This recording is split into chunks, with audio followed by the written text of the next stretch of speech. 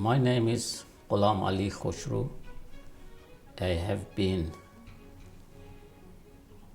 diplomat for many years, for 25 years, and now I am mainly concentrating on dialogue among religions, culture, and I am a special advisor to former President Khatami of Iran, who proposed to the United Nations General Assembly that the year 2001 be called the year for dialogue among civilization.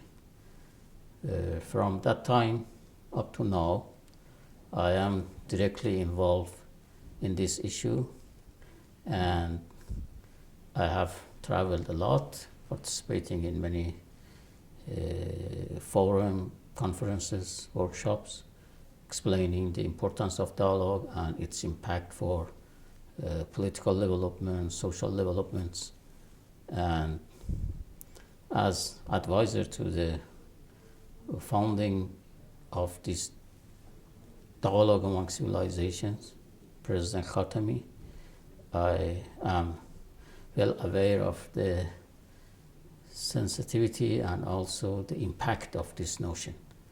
And I should say that if this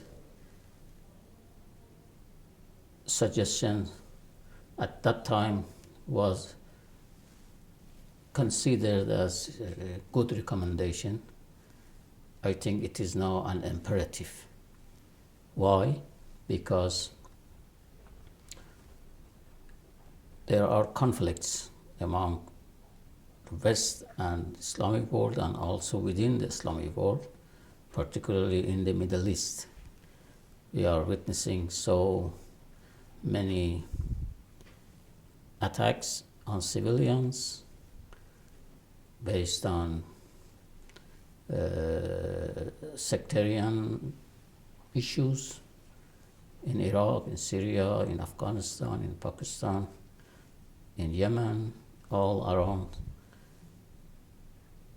the Middle East. And also there are still misperceptions, misunderstanding, misconduct between the Islamic world and also the Western world. Then the notion of dialogue is so important. Dialogue is the art of not talking but listening, to listen carefully to others' concern and others' idea. In this world, diversity is very important. We are living in a very diversified world, diversity of culture, diversity of ideas, diversity of religion, but at the same time, we need to understand each other, to bridge among these different identities. There are identities. We don't want to remove identities. We don't want to identical all cultures or religion. It's impossible. We are living in a globalized world, but at the same time, there are diversity. We should enrich this diversity, and we should celebrate this diversity, and at the same time find a way how to understand each other. Dialogue is a way to understand each other. And this public forum has played a crucial role the last 10, 12 years, how to bridge the gap among different cultures, different ideas, different religions. Then this is the less costly way of dealing with diversity, with conflicts. Most of these conflicts are emerged because of lack of understanding and also the presence of misperceptions. How we can understand each other if we are not listening to each other? How we can be prosperous if we don't care of others? How we can be in good shape if our neighbors are in bad situation. These are common sense. Then our happiness depends on the happiness of others, as our freedom and our security depends on the security and freedom of others. Then through dialogue, we understand each other better, we understand our differences, and at the same time, we understand our commonality as human beings. And then we will focus on our commonality.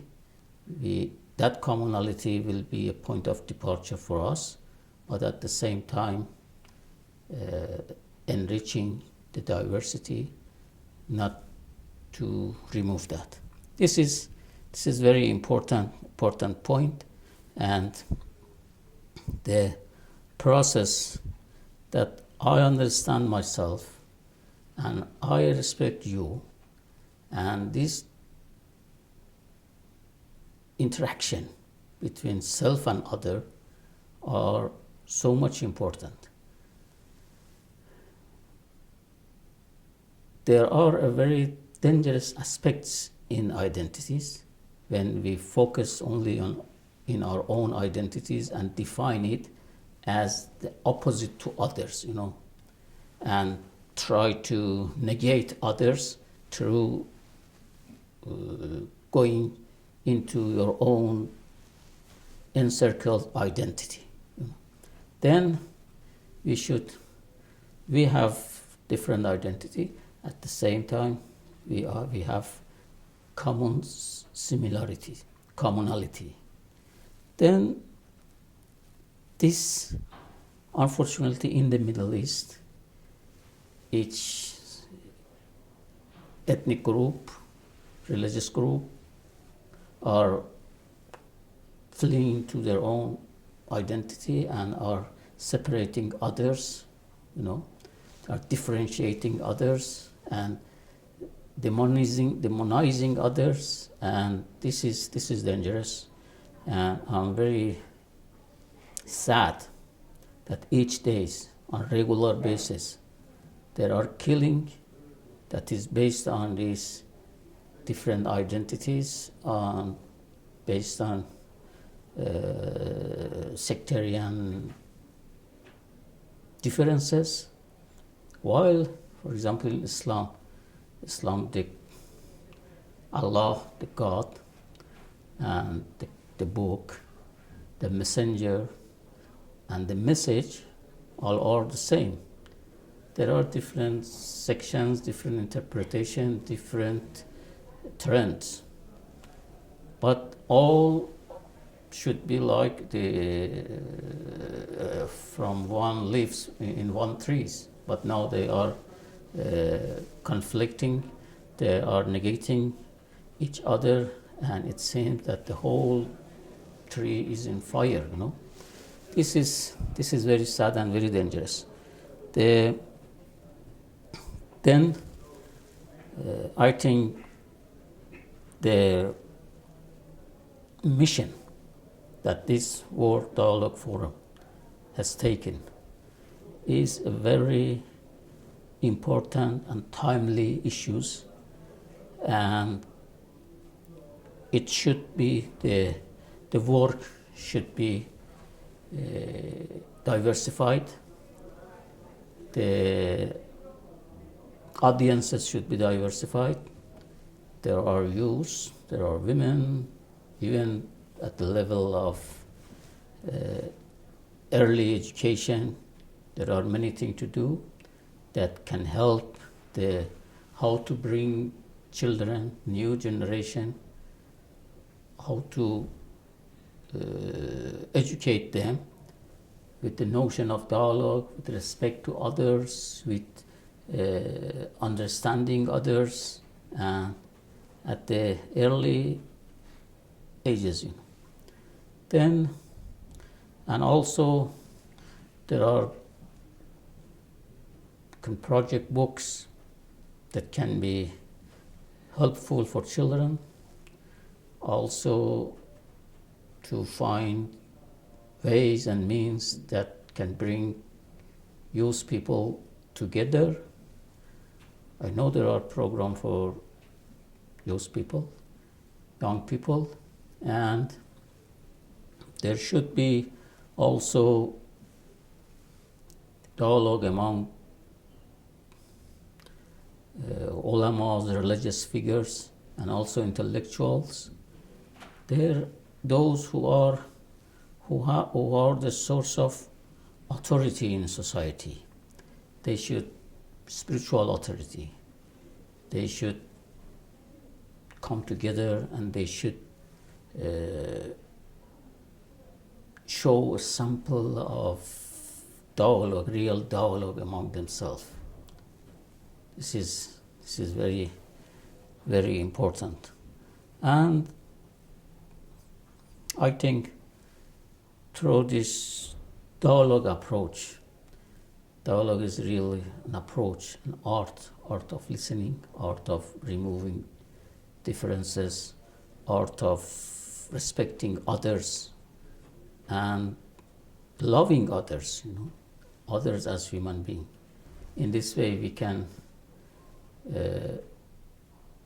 promote citizenship right, we can promote development, and we can promote democracy. All of these are related to, are depending on how we take this dialogue seriously. If there is conflict in the society, how that society can develop socially or economically. If there is no respect for citizenship right, then how democracy can develop, how the vote of people can have any meaning. Then the culture, meaning, and human rights are at the heart of this dialogue. And I am very appreciative of the World Dialogue Forum that is promoting this meaning and these ideas and this approach. There are many barriers. It can be educational, it can be cultural, it can be social, and dialogue is not easy task to do. This is why there should be continued actions and program for dialogue. And I think all religion, great religion, has come to invite people to respect each other, to listen to each other, to respect human being. There are golden rules that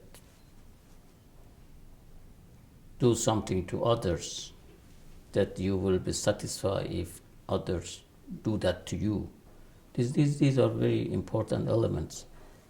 And then these are, if we want to engage in meaningful dialogue, because our relationship with each other, many of our relationship with each other are directed based off our own interests. But we should understand that this narrowness of interest is very detrimental to all human beings. There is I cannot promote my own interest if I am destroying you, then this will not be helpful. We should find a way that is useful for all, and it is in the interest of all, and in that way, interest of mine will also be secure. Security and stability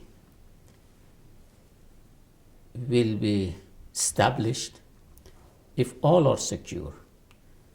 Look at the situation between Afghanistan and the world. Afghanistan was not safe. A very reactionary government was in Afghanistan, and that created problem for all neighbors and also for the West. And suddenly Afghanistan threatened, some factions, some groups, some fanatic groups in Afghanistan threatened the security of the whole world. And still we are facing problem.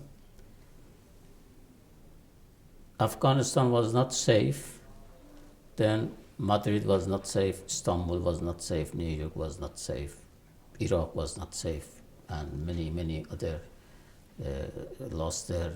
Moscow was not safe, Then we need to look in a comprehensive manner how to establish security, establish prosperity, promote prosperity and stability, not by military might, but by respecting human rights. And these human rights, to respect human rights means to deal with each other in a respectful manner, in a way that understand each other's concern, each other's views, do not threaten others, do not want others to obey you, but to understand each other and to cooperate with each other. At the same time, there are different approaches to our life, but we need to take these issues seriously. Then, if poverty is so pervasive, then you will not have time for dialogue. If insecurity is so pervasive, this is the same. Then, as I mentioned, there are different aspects for dialogue, and there are prerequisites for dialogue. And dialogue is a process. This is not a project that we can do for 1 year or so. This is a process that starts from the early years of our life till the end, and that is respecting others, understanding differences, working on commonalities, considering the interest of one related and depending on the interest of others. And this is an approach. This is a kind of approach that needs education, needs culture, needs all activities, cultural activities. And this World Public Forum of Dialogue Among Civilization is a very impressive, important, significant means to promote this.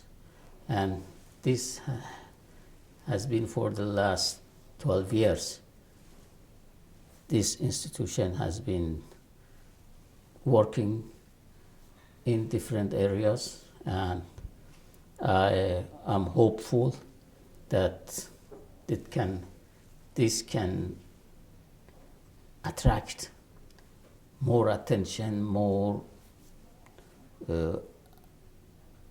action-oriented policies that can help the development of dialogue and can promote the notion of dialogue among culture and civilization. I wanted to say that each individual happiness depends on the happiness of others. And if we look after our happiness as opposed to the happiness or to the interests of others, this would create conflict and war. This war will begin first in our own mind, and then in our own personal relationship, and finally in society and among nations, Then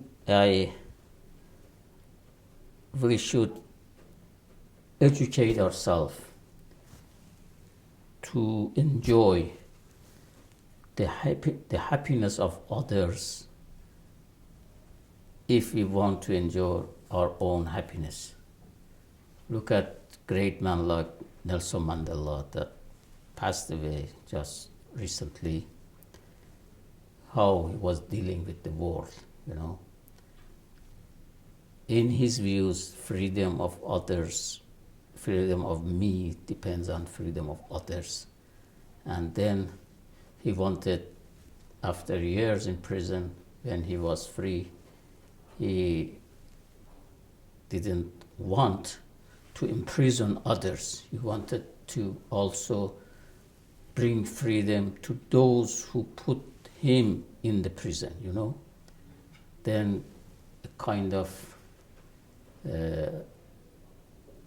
anti-violence activities started, and then otherwise the society, the South Africa or the whole Africa will be in conflict. Then,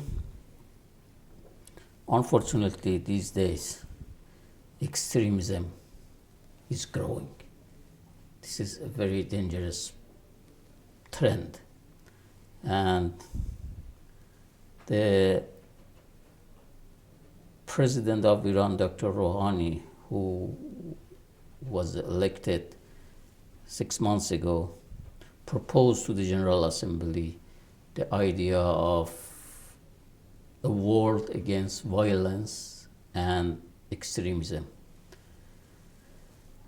Because this extremism is bringing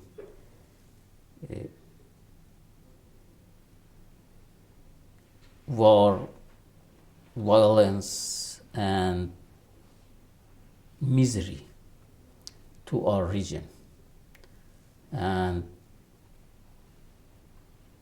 many children, women, innocent people are killed only because they are belonging to a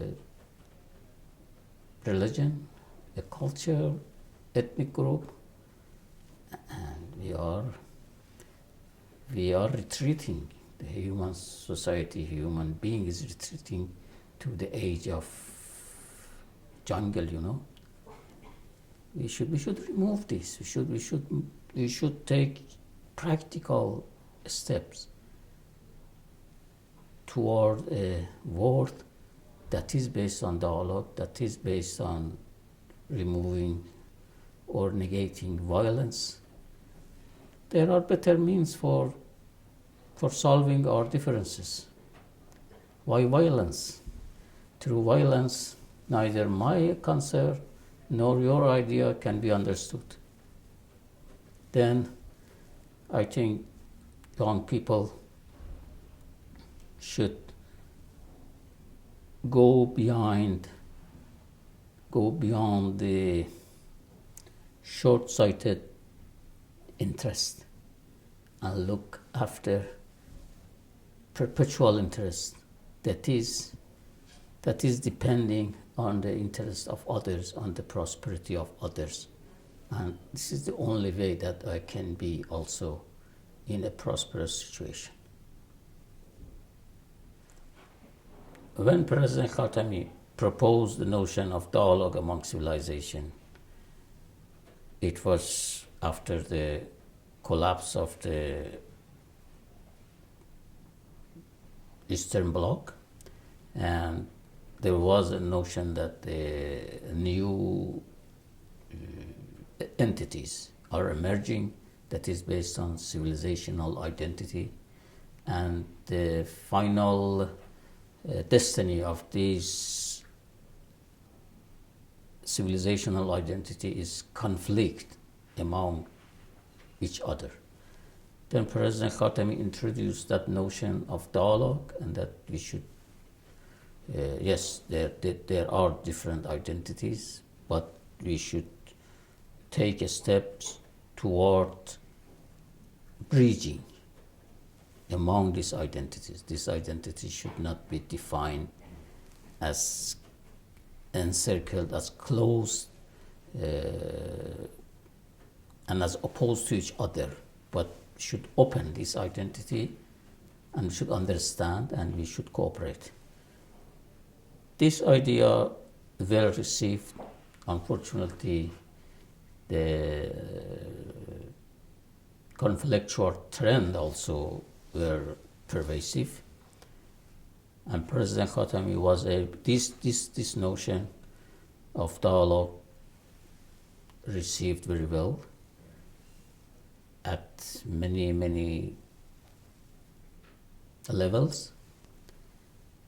Many institutions have been established for this dialogue, and if you look at this World Public Forum history, you'll see the reference to this idea by President Khatami. President Khatami has been in very close relationship, cooperation with this World Public Forum. And in universities, in many universities, we have traveled from Australia to America with President Khatami delivering a speech. There are centers that have been specifically established based on dialogue culture, dialogue of religions, dialogue of civilizations. Many centers that institutions have been established in civil society concentrating on dialogue, journals, articles, book, dissertations in many universities, and still this is becoming a culture. Dialogue itself is turning into a culture of dialogue, and President Khatami proposed this, but many others are moving toward this mission, and this has been so helpful for the world. And later on, the notion of alliance of civilizations, or a world against violence and extremism, all are different interpretations, different aspects of this dialogue. To my view, this dialogue is the core value that the whole interaction of human being can revolve around it in a peaceful manner, in a respectful manner, and on equal basis. And this is what President Khatami wanted to promote. And we are grateful that a lot has been done, but we are concerned that still many things remains that we need. The whole world should work, and as I mentioned, it should cover the whole aspects of life. It is not only a political term, it is cultural term, educational term, and looking to human being as from different perspective, different angle. And then our world needs that, and I think unfortunately, because of this sectarian violence, it is now more formidable, more imperative to all of us to move in this direction. And I am very hopeful that President Khatami himself can take bigger greater steps toward these goals. That is the goal of humanity.